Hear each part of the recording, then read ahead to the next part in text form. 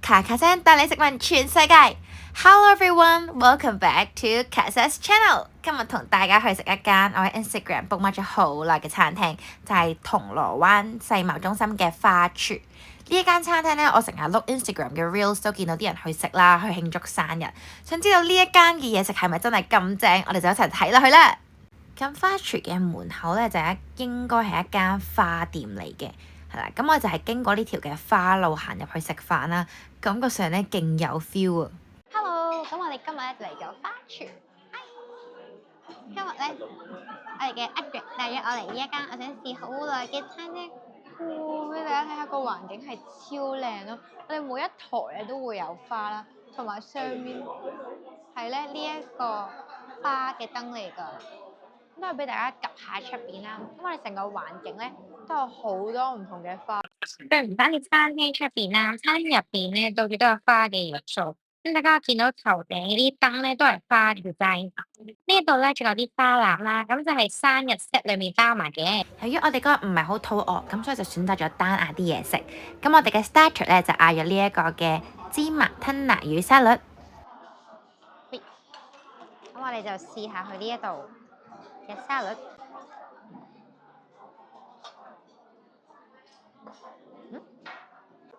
嗰個 sauce 好得意喎，佢係酸酸地嘅 sauce 嚟㗎，我未食過嘅味。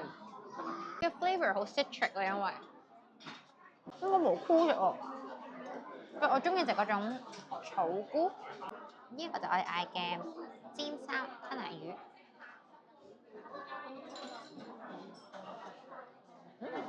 佢吞拿魚出邊包咗啲 sesame， 好夾喎。平時咧吞拿魚我自己好中意，成日都會覺得平時生吞拿魚要點豉油噶嘛，咁咪會驚佢陣味好腥啦。但係咧佢出邊包嗰啲 black and white sesame 咧，令到佢個人嘅 texture 好得意咯，同埋佢嗰個芝麻嘅香味咧都好濃。整體嚟講，佢呢一個沙律真係好值得大家去試下。睇翻佢個 menu 咧，原來佢呢一個沙律汁係用咗混合清新蘋果油醋汁去做，咁所以咧佢同一般西餐食嘅沙律啦，同埋日式沙律都好唔同，好 fresh 啊！咁我哋個 main 就嗌咗呢一個嘅壽喜燒意粉。Hello，咁我哋而家就試下我哋嗌嗰個 main 啦，咁就係呢一個嘅壽喜燒意粉。聽講咧係佢呢度嘅 signature 嚟嘅。佢意粉都幾油喎，我本身以為佢會係粗身嗰隻意粉咯，但係佢似係幼身嗰隻肉醬意粉嗰隻 pasta， 但係感覺上好似好透咁樣咯，唔知 texture 乜嘢咧？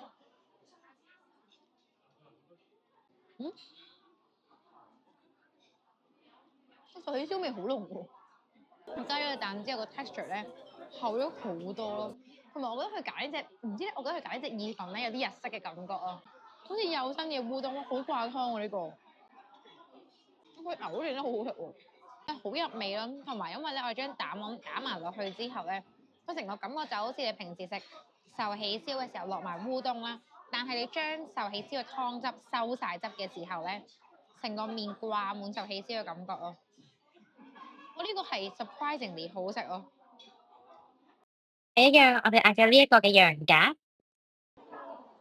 Hello，咁我哋咧而家就準備去試下佢呢一個羊啦。我哋就問咗佢推薦幾多成熟，咁咧佢嗰陣時就同我哋講話咧，佢推薦7成熟，咁我哋就試下啦。個羊一上到嘅時候咧，覺得佢勁香咯。我覺得佢應該係去到係啦，即係7成多少少咁樣。sauce 好食喎，同埋咧佢嗰個羊冇乜腥味之餘咧，佢羊味好出咯。咁佢側邊咧都附帶咗一啲唔同嘅鹽 spice 俾我哋，咁我哋就試下飲下佢先。唔係好多，等一等佢先。喂，我覺得佢本身個醬咧已經係好好食噶啦，但係佢嗰啲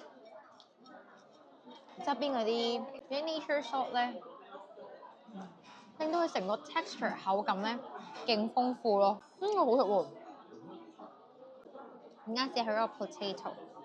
我都幾期待，因為佢個 sauce 做得好好嘅話咧，我覺得佢嗰個薯蓉都做得幾唔錯。